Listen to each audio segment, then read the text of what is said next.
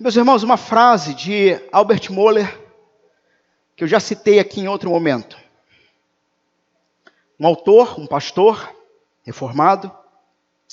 Há algo profundo dentro de nós que escuta um mandamento e imediatamente procura pela cláusula da exceção. Eu já falei isso aqui em outros mandamentos. Do que ele está falando? Ele está falando sobre algo, alguma coisa, no coração humano que se recusa a obedecer. Ou seja, ele ouve um mandamento e logo ele começa a se perguntar, qual é o limite? Até onde eu posso ir? A gente viu muito isso no 4º mandamento. A guarda do Shabá. Qual o limite? No fundo, o que as pessoas querem saber é qual é a linha em que não se pode cruzar, para que ele possa ter um limite de que, bom, então isso eu posso fazer sem quebrar a lei. E a grande questão é que quando nós encontramos, ou procuramos a cláusula da exceção, no fim das contas, o que nós não queremos é obedecer, e a gente quer achar a brecha. A gente quer achar a brecha. Uma coisa que eu já ia falar mesmo, mas assim que eu cheguei, um irmão solteiro veio me dizer, então, se eu sou solteiro, este mandamento não é para mim. Ou seja, a busca pela cláusula da exceção. Então esse eu não preciso me preocupar. A grande questão é o que envolve o 7º mandamento, do que ele se trata, e de maneira geral, e corroborando com os outros textos que lemos, não somente agora para o sermão, mas também na liturgia, de maneira geral, a grande questão aqui, você tem objetivamente, de fato, uma fala para casado. Objetivamente, de fato. Mas o que está envolvido aqui é pureza sexual também. O que vamos aplicar no decorrer do texto para solteiros. Até porque, vejam, você que está solteiro, pode ser que um dia você esteja casado. Assim, queremos, para quem quer, para quem entende assim. Então aqui, você começa pela palavra de Deus, a ser lapidado, a ser formado pela palavra, evitando assim cair em determinados erros, que outros já caíram. Bom, nós temos então aqui, meus irmãos, estamos numa série de mensagens, eu não sei se está na tela ali, a série, está na tela? Tá ou não? Um fez assim, outro fez assim. Tá? Então tá. Estamos numa série de mensagens. Hoje é o 7º mandamento. Domingo passado tivemos batismo do Otávio. Otávio parece que tem 5, 6 meses. E os irmãos se assustaram porque, pastor, mas no batismo da criança você vai pregar não assassinarás? Exatamente. Palavra do Senhor. E inclusive lembra-se que eu também fui contra o aborto. Então, ali eu fiz criança, não pode abortar, pronto, agora vamos para o texto. Foi mais ou menos isso. Estamos dentro, então, dessa série. E o que nós estamos vendo aqui são palavras de liberdade. Os 10 mandamentos, as 10 palavras do Senhor, nunca se tratou de peso. Muito pelo contrário, quem se sente pesado com essas palavras, ou é porque não entendeu, ou é porque realmente não se converteu. Não tem terceira via. Ou não entendeu, ou não se converteu. Me lembro do mandamento sobre honrar pai e mãe. De alguém perguntar assim, então, se em Cristo eu estou perdoado de todos os meus pecados, eu não preciso honrar, eu não preciso obedecer. E a minha resposta, para desespero de muitos, foi, o cristianismo se trata não de uma proposta que te obrigue a nada. Você não quer obedecer? Ótimo, você só vai para o inferno. Faz sentido? Mas por livre e espontânea vontade. Em contrapartida, aquele que é transformado pelo Evangelho de Jesus não é alguém que tem como peso, não tem como peso obrigatório a obediência, mas tem como, essa é a doce palavra do meu amado Deus. É doce para mim. O cristão, então, é aquele que tem na palavra de Deus doçura e beleza. Se há peso, ou é porque não entendeu ainda, ou pode ser que você não se converteu. É uma possibilidade. Mas você nunca vai ouvir desse púlpito eu dizendo que você tem que fazer alguma coisa para ser salvo. Você tem que cumprir alguma coisa para ser salvo. Não. Quem fez foi Jesus. E os 10 mandamentos, então, se tratam disso. Palavras de liberdade. Deus liberta o povo de Israel do Egito. E tendo libertado, agora eles podem obedecer. Da mesma forma que em Cristo somos libertos da carne, do mundo e do diabo. E em Cristo agora podemos obedecer. Fora de Cristo não era possível obedecer. Os 10 mandamentos não são dados para eles no Egito, porque escravizados pela idolatria no Egito, não era possível obedecer nada. No entanto, o Deus cristão é um Deus que se revela como um Deus que liberta. E libertando, Ele te liberta, Senhor, né? Deixa o meu povo ir para me adorar no deserto. É o Deus que liberta para você adorar. Meus irmãos, logo, somente alguém livre pode cumprir perfeitamente os 10 mandamentos. O ponto é que já estamos no 7º, e eu já provei um por um que todos nós aqui quebramos todos os 6 anteriores. Não sobra ninguém. Se alguém pensa que está pendurado por um fio, a palavra de Deus vem e corta. E o sujeito cai. Não fica ninguém de pé. Porque o objetivo da lei nunca foi salvar, mas foi apontar o Salvador. Foi mostrar o seguinte: veja, esse é o padrão de Deus. Você não consegue cumprir. Você precisa de alguém que cumpra. E que te substitua. E que se ofereça para Deus no seu lugar. Logo, a pergunta é: você consegue cumprir perfeitamente? Sim. Não. Por que sim? Por que não? E meus irmãos, 7º mandamento. Esse me parece que é um mandamento que de fato pode dar um BO na igreja. Eu espero que depois desse sermão a agenda de gabinete pastoral e aconselhamento não aumente. Porque o grande ponto, e eu não posso fugir disso, é continuar diante dos 10 mandamentos, afirmando, fazendo a seguinte afirmação, a mesma afirmação. Não cumprimos. Uma vez, interpelei um tio, que não era cristão ainda. E eu perguntei para ele: se você morrer, para onde você vai hoje? E ele disse: eu vou para o céu. E ele deu uma desculpa esfarrapada para isso. Eu falei: beleza, vamos pegar 10 regrinhas simples que Deus deu? Você acha que se você passar nessas 10 regrinhas, você merece o céu? Ele falou: claro. E eu perguntei o seguinte: você já matou? Ele falou: não. Mas você já desejou a morte de alguém? Já. Aí eu peguei o texto bíblico. Você já xingou alguém? Já.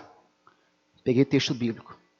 Então, se quem xinga e quem deseja a morte, a Bíblia diz que assassino, você é o quê? E ele disse: eu sou assassino. Você já mentiu? Já. Quem mente é o quê? Mentiroso. É justo um mentiroso morar eternamente num reino de verdade? Não. Você já adulterou? Eu acho que se a esposa dele estivesse do meu lado, ele ia dizer não. Eu acho. Mas ele era muito gaiato nessa época. E ele falou: pois é. Quem adultera é o quê? Adúltero? É justo um adúltero morar eternamente num reino de confiança. Não. É por isso que a gente precisa de um Salvador. No caso dele, era para valer, foi para valer. Mas, talvez, muitos de nós aqui não tenhamos feito para valer. Só que nós vamos ver nesse texto de hoje, nesses textos de hoje, na reflexão de hoje, que mesmo não tendo tido contato carnal, se você olhou e algo nele ou nela te atraiu mais do que o seu marido ou sua esposa tem, você é um adúltero. E sem Cristo, um adúltero não vai habitar eternamente num reino de segurança e confiabilidade.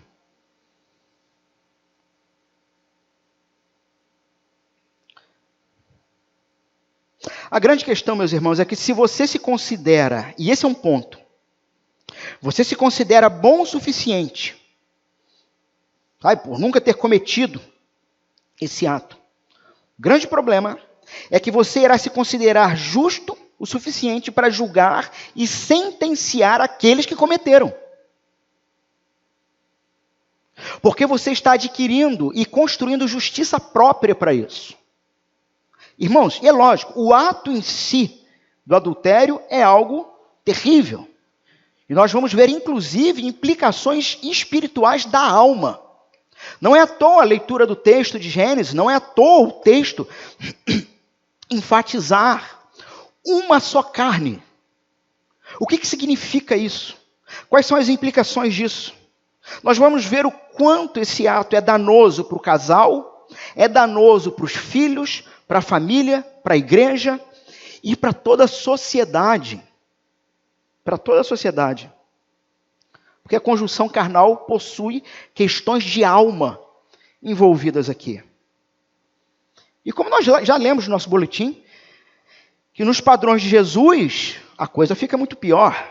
Mateus 5, que nós lemos. Jesus tem aqui o objetivo de dizer que mesmo que você não tenha praticado o ato carnal, o fez espiritualmente quando o desejou. Portanto, isso pode ser escandaloso para muitos. O problema, de fato, não está no ato da prática envolvida. Aí vai ter algum incircunciso aqui que vai dizer que o pastor está dizendo que pode adulterar. Não é isso que eu estou falando. Eu estou falando que o problema, de fato, não está na prática exercida. O problema está no desejo anterior à prática. O que eu estou dizendo é que o coração humano, uma fábrica de ídolos, uma fábrica de idolatria, uma fábrica de tentações, muitas vezes tem ótimas represas. E a onda está batendo. A onda está batendo. E se você não está firmado no Senhor, se você não está vivendo o seu casamento de acordo com o padrão bíblico, a onda está batendo na represa que você construiu no coração. Inclusive se achando muito bom por isso. A diferença entre aquele que de fato cai na prática física do adultério e para aquele que está na prática espiritual do adultério é que o que cair na prática física, a represa arrebentou. E esse só teve coragem de fazer o que o outro não teve. Ou seja, nenhum dos dois possui justiça pessoal diante de Deus nesse mandamento. Nenhum dos dois. E nós vamos ver, inclusive, que a própria regra da casa e a regra de Cristo é a regra do perdão. É a regra do perdão.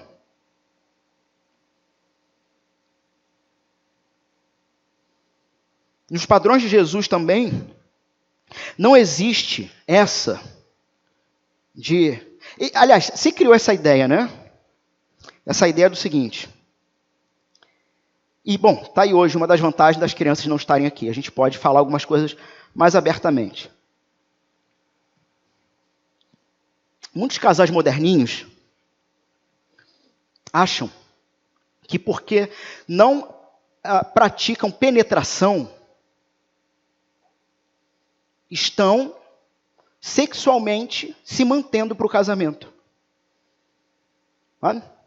Da mesma forma também, muitos, em suas escolas, trabalho, seja o que for, por não ter tido um contato carnal para valer, mas tem o flerte, tem aquele sorrisinho de canto de boca, tem aquele brincar com o perigo, sabe? Está caindo no mesmo erro. Me lembro de uma das frases, uma das falas, do pastor Antônio Carlos. Não inicie um incêndio em uma floresta que você não tem permissão para apagar. Não brinca. Não brinca com isso. Então ninguém sai ileso nessa história. Ninguém sai ileso nessa história. Os padrões de Jesus você achou aquele camarada mais elegante do que o seu marido? Em algum momento, algo feminino ou masculino nesse outro te chamou a atenção? Você caiu no 7º mandamento. Diante de Deus você não tem justiça pessoal para oferecer. Meus irmãos, essa semana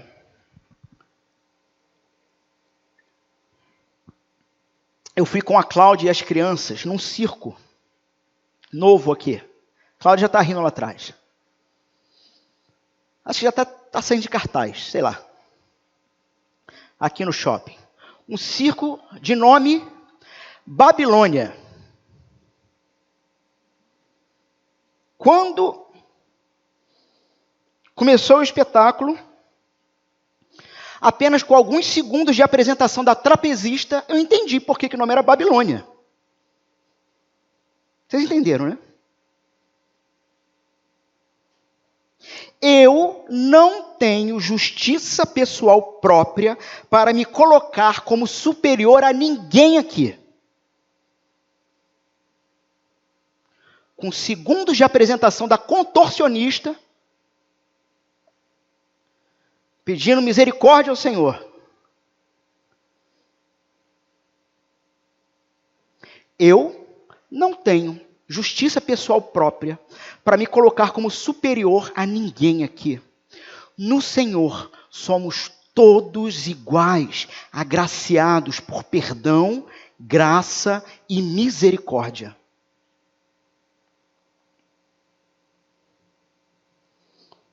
Proposição temática, então, do texto. O 7º mandamento nos chama a honrar a nossa família, a manter a sua estrutura a partir da segurança do pacto pelo casamento. É disso que se trata o 7º mandamento. O 7º mandamento, ele vai falar não somente de pureza sexual, mas ele tem um objetivo, porque a gente tem que lembrar que Israel está sendo construído como sociedade, como povo, e é necessário uma certa segurança e confiança na construção dessa sociedade, que vai começar em casa, que vai começar no casamento, que vai começar com a família. Então, esse mandamento, ele quer preservar votos, promessas e pactos. Ele quer preservar estabilidade, ele quer preservar segurança. Ele quer construir uma sociedade de homens e mulheres. A gente tem que lembrar que Israel foi chamado por Deus para ser um povo, uma nação santa de sacerdotes do Senhor, que anunciam o Senhor. Então, o povo precisa ser moldado segundo a palavra do Senhor, e nesse quesito aqui, um povo não somente que possui pureza sexual, mas um povo que tem uma coisa que é completamente diferente de todos os povos. E veja, que hoje em Cristo a igreja é o povo de Deus. Então a igreja ela tem a mesma missão de mostrar um comportamento completamente diferente de todos os povos, onde os povos olham para nós e dizem assim, mas como é possível isso? Como é possível isso?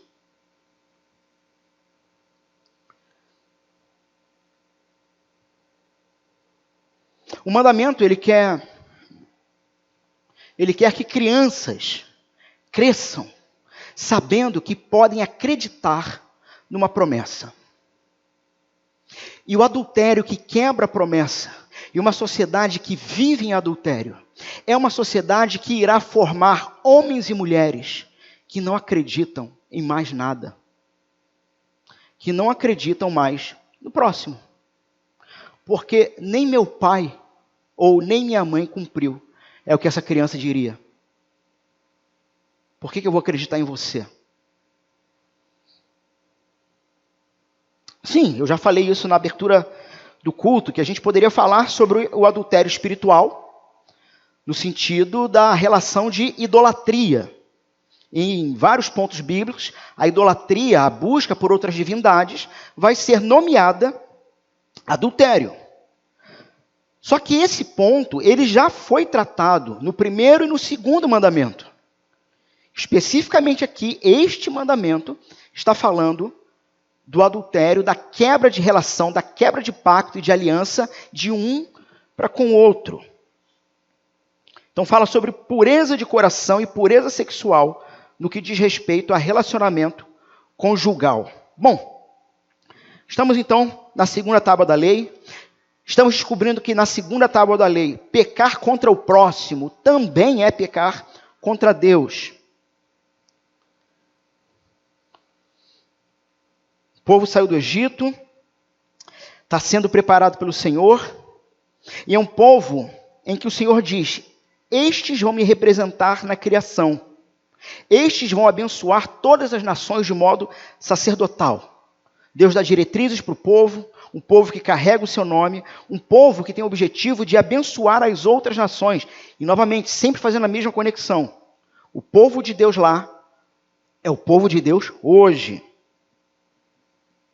E não é à toa, meus irmãos, que logo depois de não matarás, por que depois de não matarás vem não adulterarás? Por quê? Porque o adultério é a segunda coisa mais séria que você pode fazer depois de matar.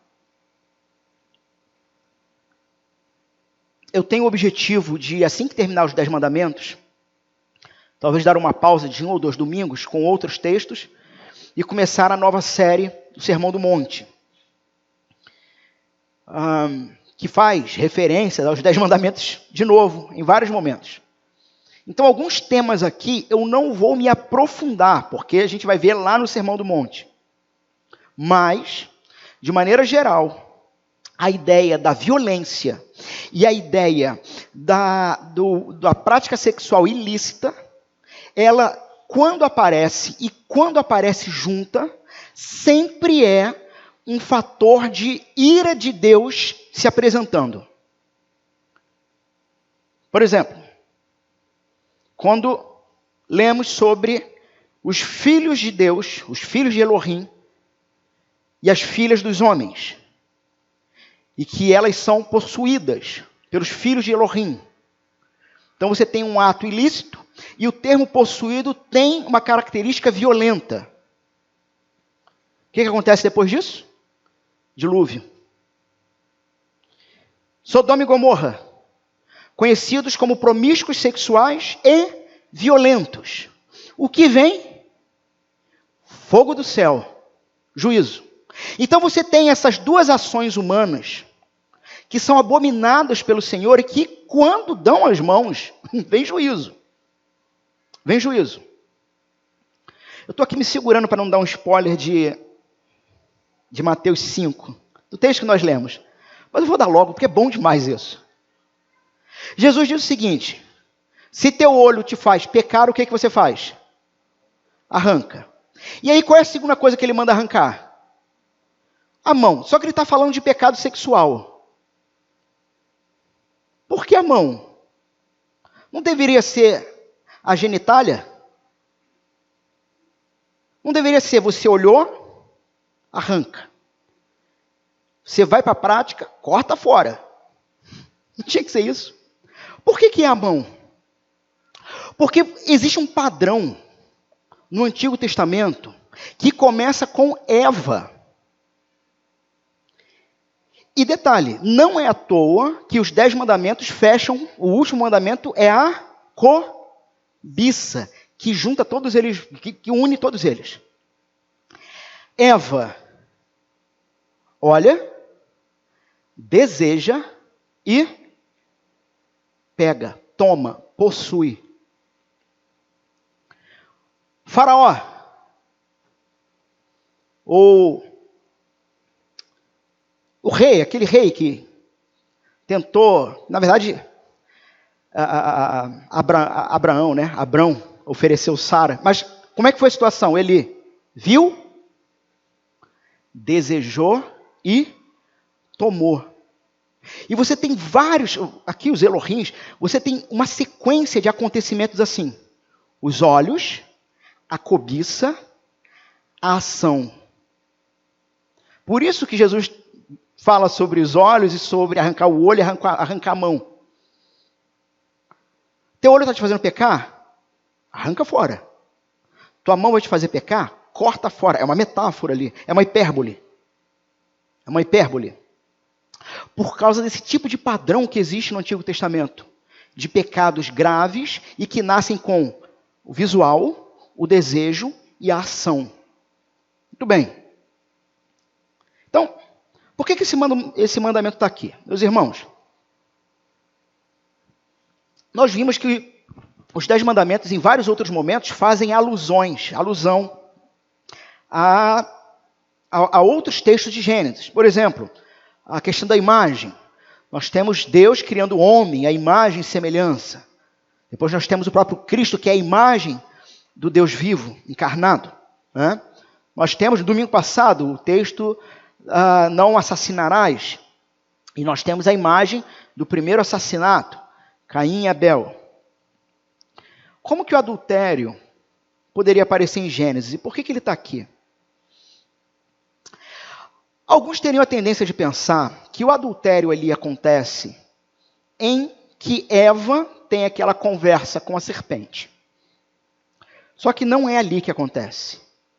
Não é ali o ponto da ruptura do casal, expressamente.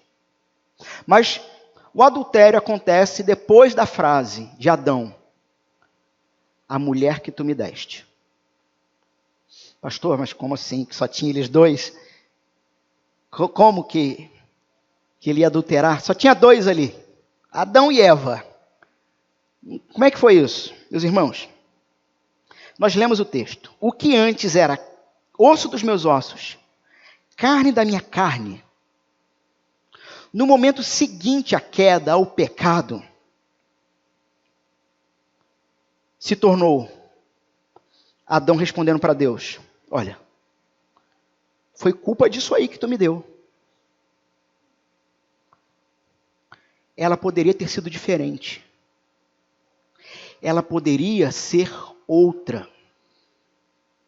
Se ela fosse diferente, se não fosse isso aí que você me deu, isso não tinha acontecido.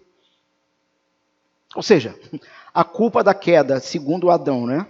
O homem caído, é de Deus e da mulher. Só não é dele. Vocês já viram isso? O homem que não assume suas culpas, né? Então, nós temos uma ideia de que ela poderia ter sido outra, ela poderia ser de outro jeito, ela poderia ter outras características. Nós temos o adultério implícito aqui. O desejo por uma outra que não é a sua. O desejo por uma outra que tem características que a sua, que te foi dada por Deus, não tem. Nós temos esse primeiro padrão aqui. E o pecado, então, entra no mundo, e com isso agora, o homem, do alto da sua arrogância, ele se vê capaz de corrigir Deus. Como quem diz, eu teria feito melhor. Porque foi isso que você me deu. Eu teria feito melhor, teria feito diferente dessa daí. Aliás, talvez Adão, no alto da sua humilde arrogância, diria, todos ganhariam com isso. Se eu tivesse feito. Essa que você me deu é insuficiente. Não satisfaz em tudo. Olha aí o resultado. Vocês conseguem perceber o peso da maldade aqui? O peso dessa maldade de Adão. Vocês conseguem perceber Eva, que até então não se chamava Eva, era mulher. Vocês conseguem perceber o peso de ter que ouvir isso dele? Porque a gente tem que lembrar, Adão não foi criado assim. Você consegue ver o peso, a dor e a culpa jogada sobre ela? Agora, imagine Deus ouvindo isso.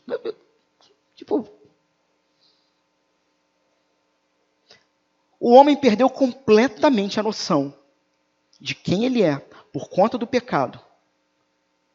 E na sequência deseja outra, que não a que ele tinha. Lógico que ela não é inocente nessa história. Tem enormes responsabilidades. Bom, o que é o casamento? Um autor chamado Douglas Stewart, ele vai dizer, o casamento é fundamental para a ordem da criação e para a sociedade humana. Maridos e esposas dificilmente funcionarão plenamente como uma só carne se não confiarem um no outro. As relações sexuais são o selo virtual de uma aliança matrimonial e o adultério trai a intimidade emocional e psicológica que conecta especialmente homens e mulheres adultos dentro de um casamento. Em outras palavras, casamento é algo sagrado. Sagrado, que envolve corpo e alma, num processo que diante de Deus visa construir uma sociedade santa. Irmãos, casamento se trata então de uma coisa um pouco complexa. É uma unidade complexa. Não é uma ideia de que envolve solidão. A gente tem em Gênesis a mulher que foi tirada do homem e agora eles têm que se unir de novo. Percebe? Faz sentido isso? A mulher é tirada dele. E agora? Tem que se unir de novo. E o desdobramento é esse processo de ruptura e unificação. Rompe pai e mãe e une de novo com outra mulher. Depois os filhos rompem com pai e mãe e unem agora outra família. Deixa pai e mãe.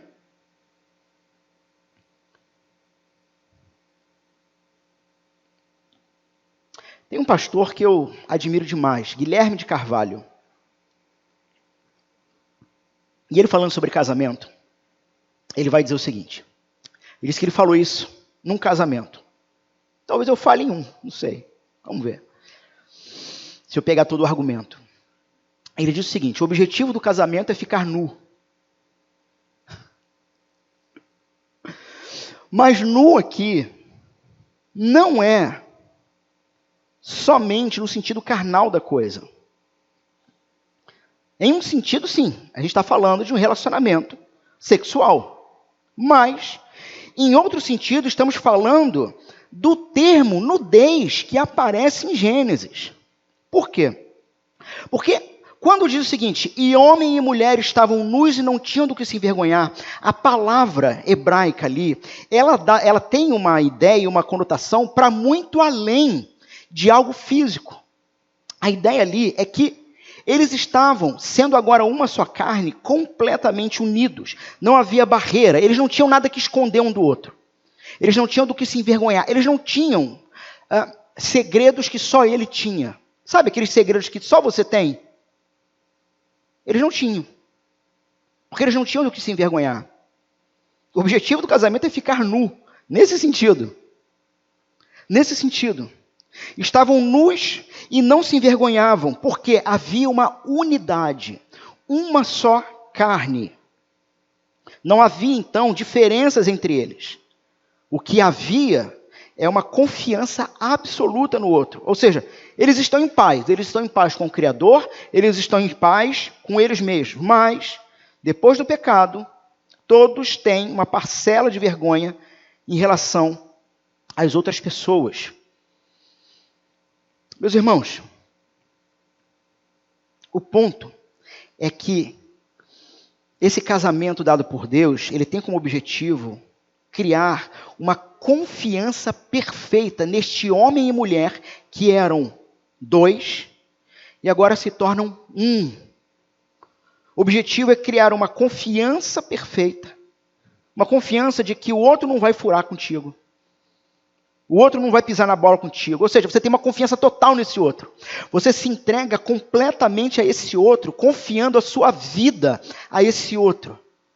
Portanto, sintam o peso do que é o adultério quando um indivíduo, publicamente diante de Deus, faz votos dizendo: eu me entrego completamente a você, porque pelos seus votos e pela sua jura, eu sei que você vai cuidar de mim, que você não vai falhar comigo. E o casamento é tão sério, meus irmãos. Veja, alguém já mentiu para você? Seu esposo, sua esposa? Vamos falar de casamento. Já mentiu? Se você disser que não, você está mentindo. Lógico que mentiu. Para, irmãos. Para com isso. Por favor. Você perdoou? Perdoou.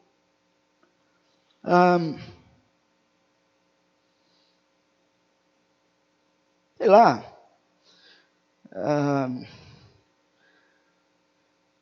O ponto é que dos 10 mandamentos, esse mandamento é o mais, dentro de um casamento, é o mais difícil de perdoar. É o mais difícil de perdoar. Por quê? Pelo que ele envolve. E porque ele, e aos olhos do cristão, não se trata apenas de algo físico e carnal, mas, novamente, eu vou ficar batendo essa tecla, se trata de algo espiritual. Não é à toa que o símbolo da aliança é o símbolo mais usado na Bíblia quando vai falar sobre o noivo e a noiva, Cristo e a igreja. Por quê? Porque essa junção, esse casamento se trata de uma união física e espiritual, onde não há barreiras e limites entre eles, não há nada a se esconder, não tem segredo. Não tem segredo.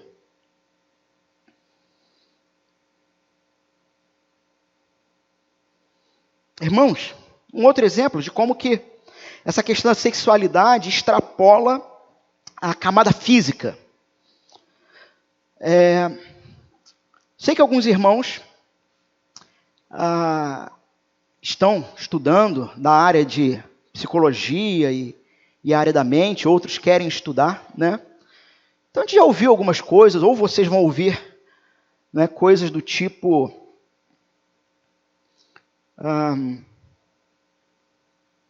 Quando eu era criança, eu briguei. Teve um quebra-pau na sala de aula. E por conta disso, sei lá, minha vida mudou. Enfim, várias coisas na vida podem acontecer para mudar uma pessoa. Mas, via de regra, a que mais causa prejuízo não é uma briga, uma agressão física de uma outra criança, ou até de um adulto, ou até do teu pai e da tua mãe. Irmãos, basta um toque nas partes genitais, por simples que seja, para destruir completamente a vida daquela pessoa. Percebem como que isto é um tema sensível? Eu estava na escola, tomei um socão no olho. Mas alguém tocou indevidamente em mim. Isso vai criar problema para o resto da vida. Porque as áreas da intimidade humana foram feitas por Deus apenas para se tornar uma só carne. É sensível. É muito sensível. Meus irmãos, não é à toa que está essa pandemia de discussão de ideologia de gênero e de sexualidade. Essa pauta. Por quê? Porque a sexualidade tem a ver com alma. A sexualidade tem a ver com quem você é. E a turma está doida, está perdida, porque já não sabe mais quem são. Por isso essa pauta tão em voga. O que é então adultério? Adultério não tem apenas relação com um casal, mas também com Deus. Ou seja, o adultério possui um caráter espiritual com potencial de destruição. Mas também tem uma relação social, uma relação com a sociedade. Irmãos, famílias, tribos, empresas, igrejas podem ser completamente destruídas com a quebra do 7º mandamento. Quantas histórias de empresas, talvez nós não poderíamos enumerar, que quebraram, porque os seus donos, na sua vida pessoal, viviam na prática da quebra do 7º mandamento. O que significa, então? O adultério ele não está condicionado apenas a uma infidelidade sexual. E aqui eu só vou passar por cima desses pontos aqui, para a gente ganhar tempo. Mas tem um livro chamado O que faz o amor durar, de John Gottman. E ele vai falar então sobre tipos de infidelidade. Primeiro, ele vai falar sobre um comprometimento condicional. Ou seja, o que ele está dizendo é que infidelidade não é somente a prática do sexo fora do seu casamento ou o desejo, mas ele vai dizer que isso tudo, na verdade, começa a nascer até antes, dentro do casamento. E ele começa dizendo sobre um comprometimento dentro do casamento, mas com condições. Se esquecendo que você casou, mulher, o seu corpo não é mais seu. O seu corpo não te pertence. O seu corpo é do seu marido. É dele. Posse. Homem, você casou, o seu corpo não pertence mais a você. O seu corpo é da sua esposa, é dela. E vocês que são solteiros vão aprendendo isso. Para quando chegar o momento. Significa que você, mulher, você tem que satisfazer sim o seu marido sexualmente. Significa que você, homem, tem que satisfazer sim a sua esposa sexualmente, porque o seu corpo foi um presente de Deus para ela, para isso. Só que o que o autor está dizendo é que um comprometimento com condições é aquele tipo de coisa, sabe? É a famosa greve de sexo. Meus irmãos, saibam que a mesa administrativa desta igreja está aberta para ouvir a sua queixa e disciplinar o seu marido ou a sua esposa se não estiverem comparecendo em casa. Porque isso é bíblico. Isso é bíblico. Depois não sabe porque o casamento acabou.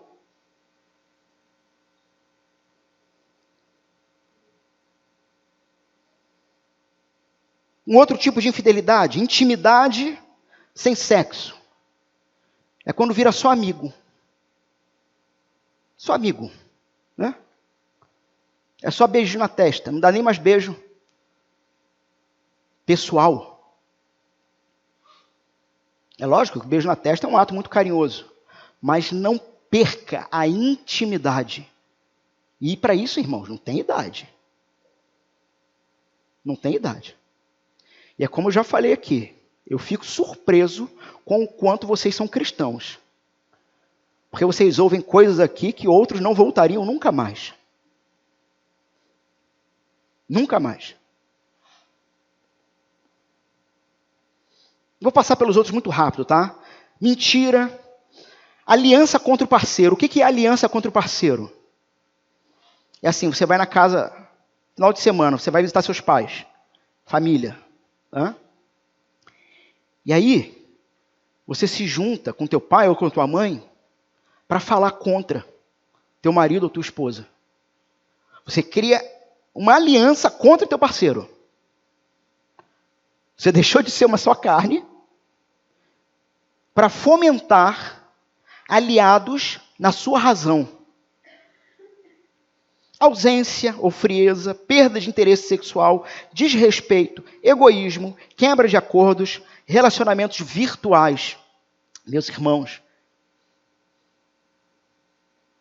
hoje não precisa de muito para você quebrar o 7º mandamento de forma virtual. É uma tristeza isso. É uma tristeza isso. Eu me lembro, há anos atrás, como que era triste você ir no centro do Rio com as bancas de jornais, com as revistas expostas. Até que alguém criou uma lei, não sei quem foi, um bendito do Senhor, de fato, criou uma lei proibindo a exposição e botava as revistas com tarja preta. E aí Satanás põe o iPhone na nossa mão, o smartphone. Os grupinhos de WhatsApp. Cuidado, os grupos de trabalho e coisa parecida. Irmãos, um próximo ponto aqui, como que toda essa prática, como que esse adultério foi se tornando então cada vez mais aceito, cada vez mais permissível, até desejado na nossa cultura. Irmãos, a gente tem que lembrar algumas coisas aqui para continuar. Que um casamento se trata de uma relação de confiança.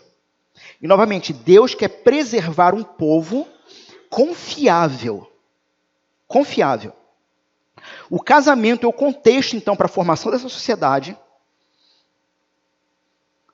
Novos seres humanos estão chegando ao mundo pelo casamento. E o ponto aqui é que a base do casamento, o que vocês acham que possa ser? Pense por um instante, não precisa responder não, só pense. Qual é a base para o casamento? Essa aqui também é do Guilherme de Carvalho. A base do casamento não é você gostar do outro. Ai, pastor, aí vem o romântico, né? Ai, pastor, eu falei que já tem um amigo meu, não sei nem se ainda está casado, tomara que esteja, que ele falou assim, não, agora meu casamento vai dar certo. Por quê? Porque já estamos casados, no papel, inclusive, direitinho. Sim. Estamos casados já há 7 meses. Sim. Vai dar certo. Por quê? Porque nós nunca brigamos.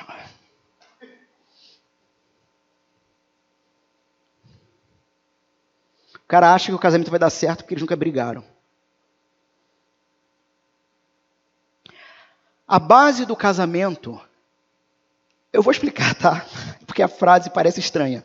A base do casamento não é o amor. É isso, pastor? A base do casamento não é o amor. Vejam, não é você gostar do outro. A base do casamento é a confiança na aliança, no pacto e nas promessas feitas. É por isso que lá em Malaquias, o relacionamento lá é chamado de pacto, de aliança. Porque todo pacto, toda aliança implica em amor. Mas não é a mesma coisa. Veja, o amor até vai te levar ao pacto. O amor vai te levar à aliança, mas a base da manutenção não é o amor. Não pode ser o amor. Precisa ser o pacto. Precisa ser a promessa. O pacto implica que você tem uma relação de vida e morte com o outro, porque você prometeu que estaria junto até a morte. Até que a morte o separe. O pacto implica em que você disse para alguém que você é confiável. E que você está colocando a sua confiança nessa pessoa. É por isso que podemos confiar em Deus. Porque o relacionamento de Deus, do Senhor conosco, não é pelo que nós fazemos ou realizamos, mas é pelo pacto da nova aliança que Ele propôs. E nesse pacto estamos seguros, independente, inclusive, isso é escandaloso, dos nossos pecados. Porque o pacto que Ele fez, Ele garante. O pacto, então, é o fundamento para o amor. Porque você está dizendo para a pessoa que você vai amar essa pessoa. É assim, olha só, eu te amo.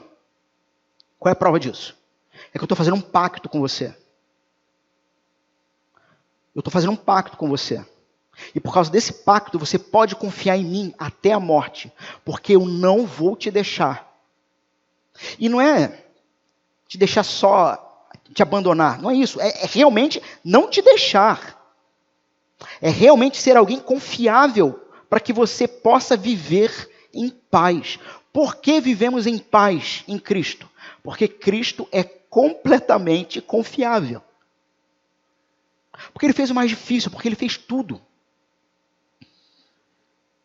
A segurança do amor, então, meus irmãos, não se encontra em sentimentos, mas se encontra na certeza de que você pode contar com aquela pessoa e que você pode contar com ela.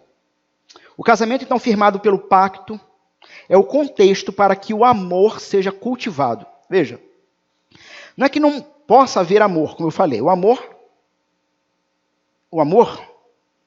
de verdade, necessariamente te leva para o pacto. Mas é o pacto, é a promessa, é a jura pública. Nós tivemos batismo aqui domingo passado. Houveram juras aqui. Promessas feitas diante de Deus, diante de testemunhas. E uma das coisas que eu disse é o seguinte: uma promessa feita olhando nos olhos das pessoas muda caráter. É aquela coisa assim, eu quero abandonar esse negócio. Eu quero pular fora. Mas eu fiz um pacto que precisa confirmar e manter o meu caráter de homem no Senhor, de mulher no Senhor. A aliança do casamento muda caráter.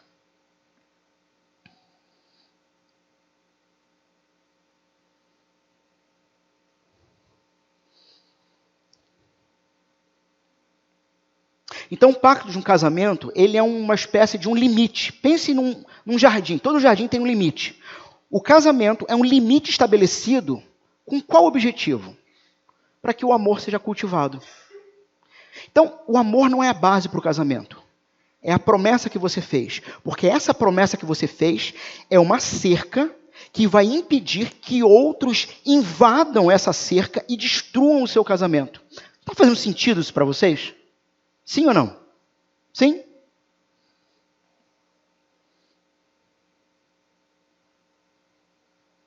Por isso, meus irmãos, cuidado.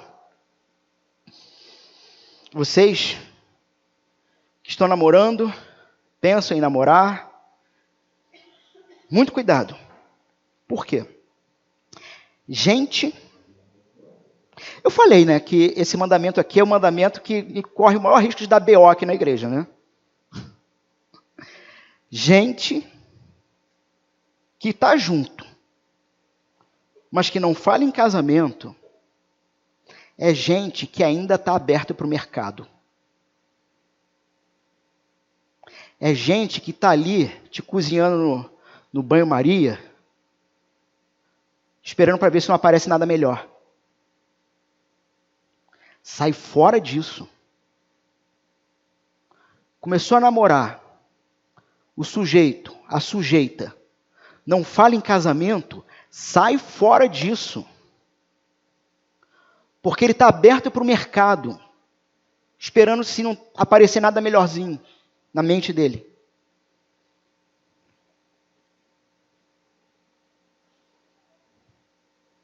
A grande questão é quando que isso muda na sociedade. Isso é legal. Só que quando eu descobri isso, eu fiquei chocado. Mostrei para a Cláudia, eu falei, caramba. Estamos fazendo então aqui uma distinção clara entre amor e confiança. A base do relacionamento, do casamento bíblico, é a confiança. É o selo, é o pacto, é a promessa.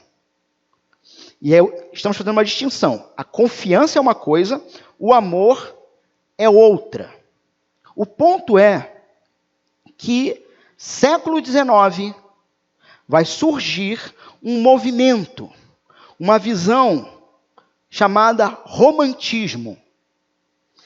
E romantismo aqui não é aquela, né, o casal romântico, o marido leva um bombom, não é isso não. Romantismo aqui, que surge no século XIX, é um movimento filosófico, tá?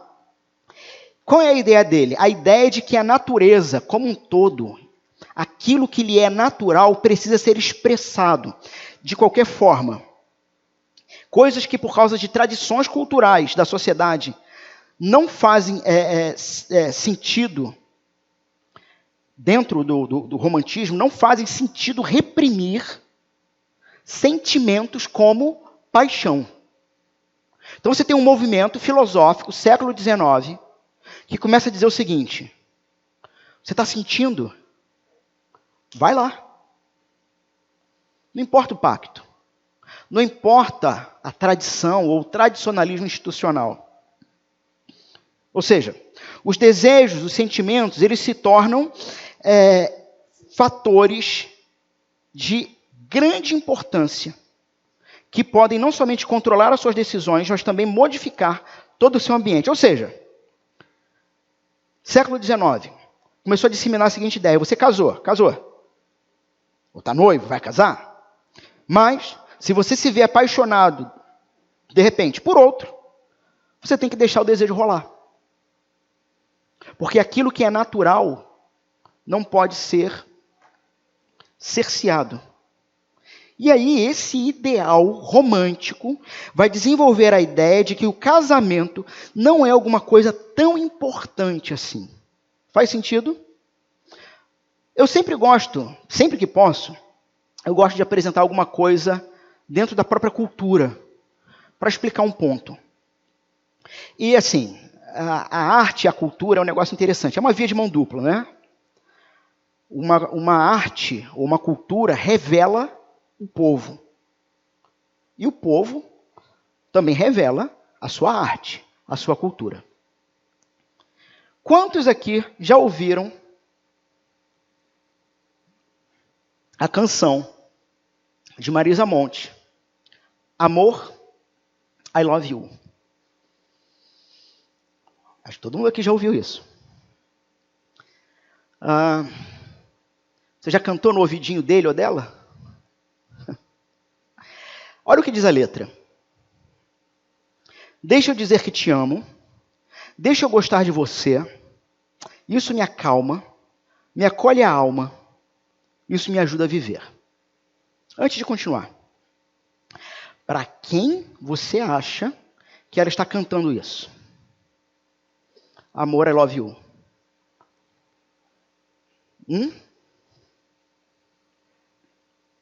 Ela não está cantando para um homem. Ai, pastor, então ela está cantando para uma mulher? Ela não está cantando para uma mulher. O objeto de paixão dela não é alguém. É o próprio amor. Amor, eu amo você. Amor, eu amo você. É a ideia filosófica do romantismo que diz o seguinte: extravase pelo sentimento e nada mais tem valor a não ser o seu próprio sentimento. E a Marisa Monte, nessa música, está afirmando exatamente isso. Que o que ela ama não é alguém, mas ela ama amar. Ela ama o fogo e a paixão do amor. Hoje pode ser por esse, amanhã pode ser por aquele. Porque ela não ama nem esse nem aquele. Ela ama o seu próprio desejo de amor. Dito isso, vamos ler a letra? Deixa eu dizer que te amo. Está falando com amor. Está falando com a paixão, com o sentimento. Deixa eu gostar de você. Isso me acalma, me acolhe a alma. Isso me ajuda a viver. Hoje contei para as paredes coisas do meu coração. Passei no tempo, caminhei nas horas, mas do que passo, a paixão. É o espelho sem razão. Quer amor, fique aqui. Vocês perceberam que não tem ninguém nessa história? Ela está falando com amor. Meu peito agora dispara, vivo em constante alegria, é o amor que está aqui. Amor, I love you. E aí, meus irmãos, não satisfeito com isso, eu fui ver o clipe. E o clipe, eu não sei se você já viu, é o adultério sendo praticado. Cheguei a ficar com nojo no final daquilo. E eu não sei se é porque tinha uma festa de um vizinho lá de casa, ontem, hoje, que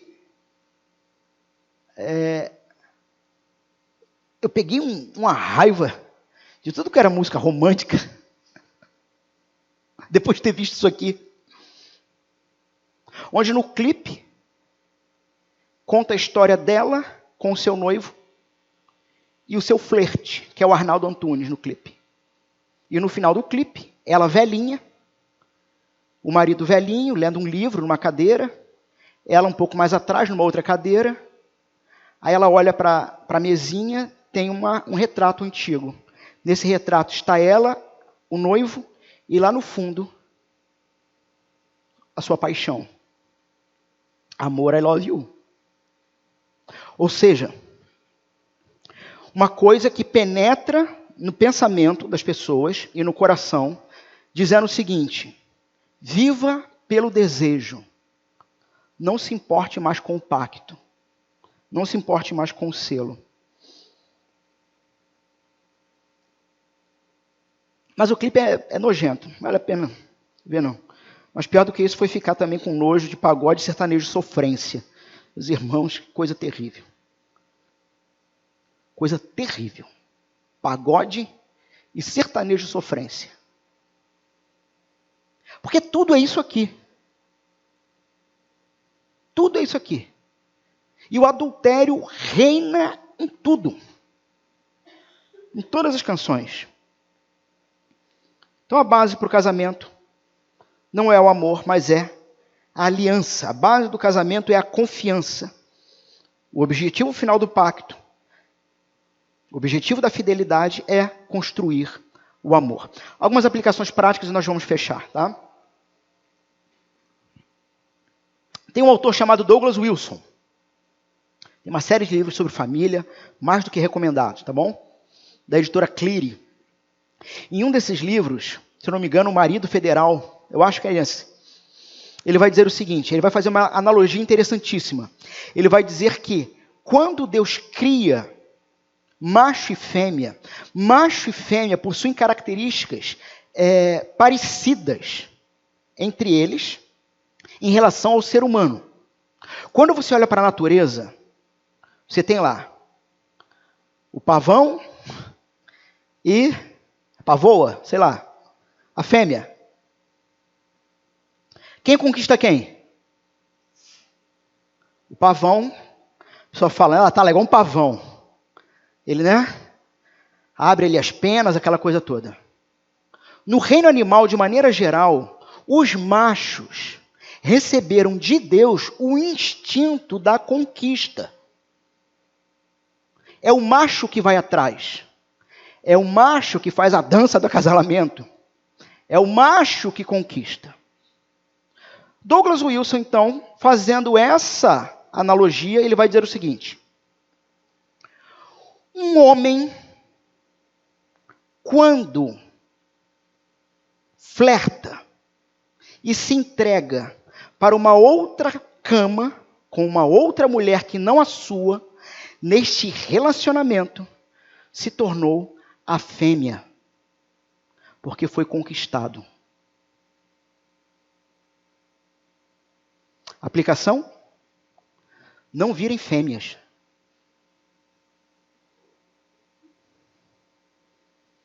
Não vire fêmea. Porque quem conquista é o homem. E quando ele conquista a sua esposa e ele faz o selo do pacto diante de Deus e diante da sociedade, ele, como um homem agora, vai honrar esse pacto. Mas quando ele se permite ser conquistado por outra cama, ele vira a fêmea na história. Não seja fêmea. Seja um homem de Deus. Diferente dos animais, meus irmãos, nós fomos criados para saber o momento certo e a hora certa para a prática íntima. Então não seja animalesco. Eu já dei esse exemplo antes. O que é ser animalesco? É se comportar como Murphy, um labrador que eu tinha. Que o bicho sentia a quilômetros o cheiro da fêmea no cio e ficava enlouquecido.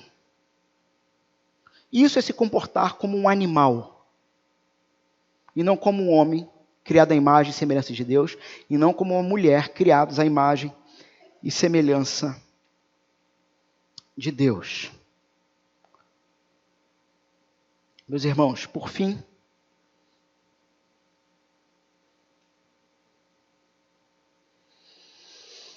o 7º mandamento, então, fala sobre a base para relações sociais. Para existir amor entre pessoas, cultivo da comunidade, tem que ter confiança. E essa confiança começa em casa, com o selo do casamento, com o pacto do casamento. Uma sociedade adúltera está fadada ao fracasso. Uma empresa de adúlteros está fadada ao fracasso. Uma igreja de adúlteros está fadada ao fracasso. Porque não teremos confiança nenhuma nas promessas e nos juramentos destes.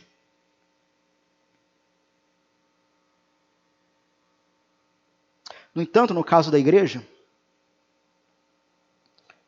Jesus é aquele que jurou ser fiel a ela até o fim.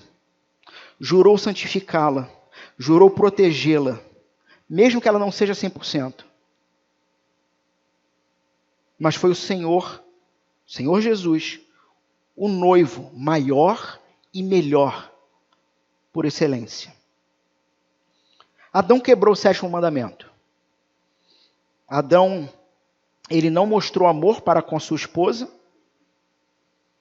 permitindo ela ser engodada pelo diabo, e declaradamente desejou outra. Ele queria uma outra esposa, uma melhor, uma mais limpinha. Talvez uma mais magrinha. Talvez uma mais fortinha. Ele quis outra. Adão, quando viu a sua mulher estragada pelo pecado, quis outra. Mas Jesus guarda o 7º mandamento. Por isso ele é a nossa segurança. Jesus é o marido que entregou a sua vida por sua noiva.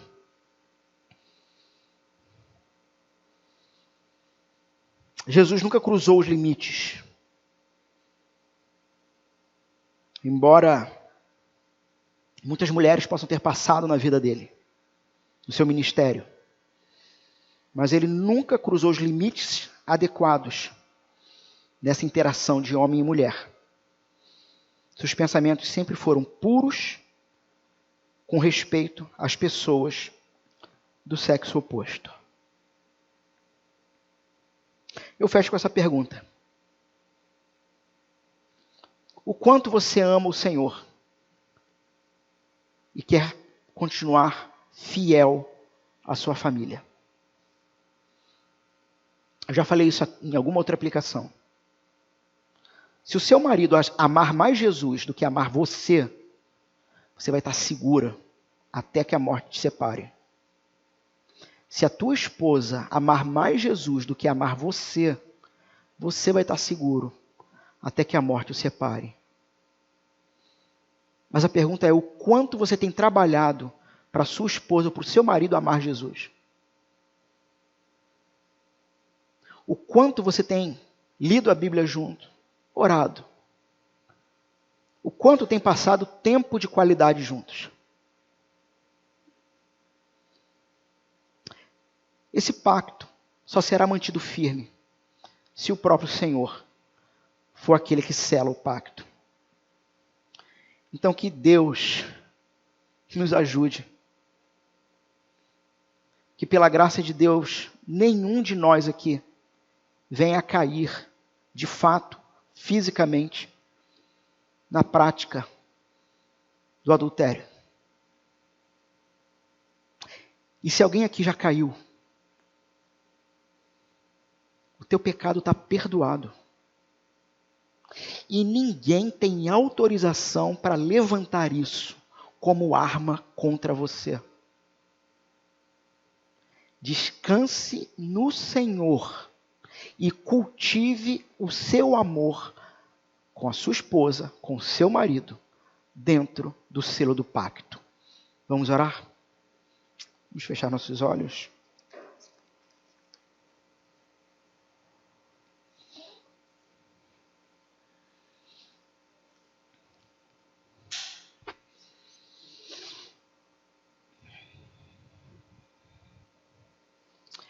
Senhor Deus, talvez um dos mandamentos mais difíceis,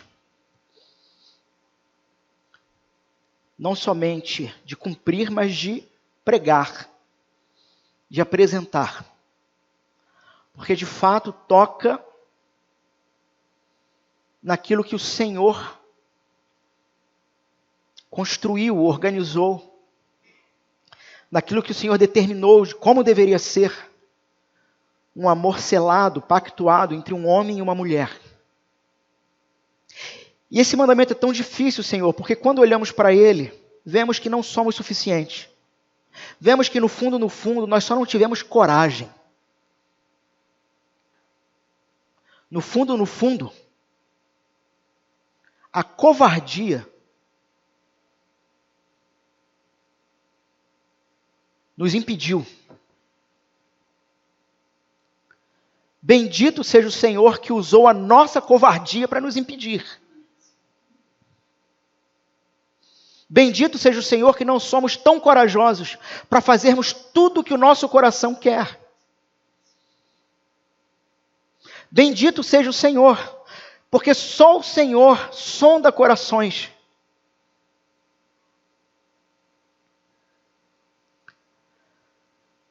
Senhor, o tema da família, do casamento, sempre é um tema complexo.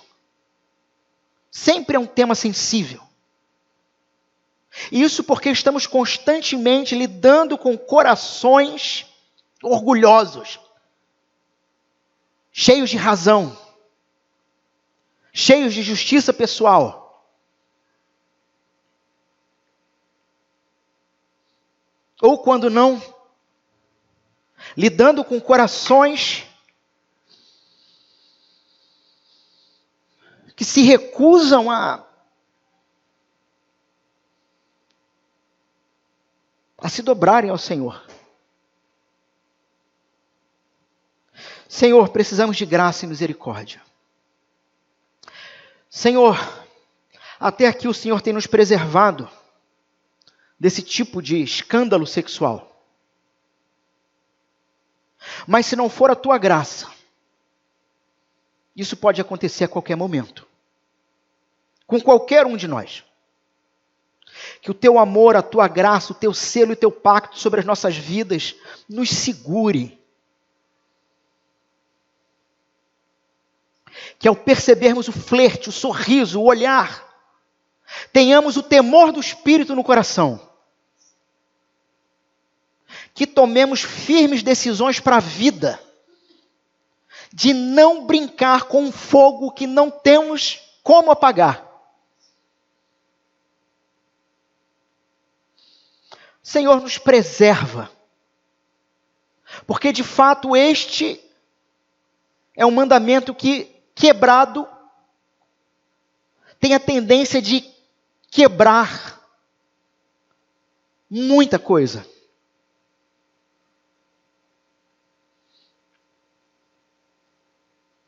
Sonda nosso coração, Senhor. Nos traz constantemente a memória de que no Senhor somos feitos santos, chamados de santos, puros, vestes brancas. No Senhor, portanto, não faz sentido viver de forma diferente. Senhor, põe no nosso coração, de fato, na nossa mente, a realidade do perdão dado, a realidade de que em Cristo somos justificados, declarados justos, chamados de justos. Se somos justos, por que ainda desejamos injustiças?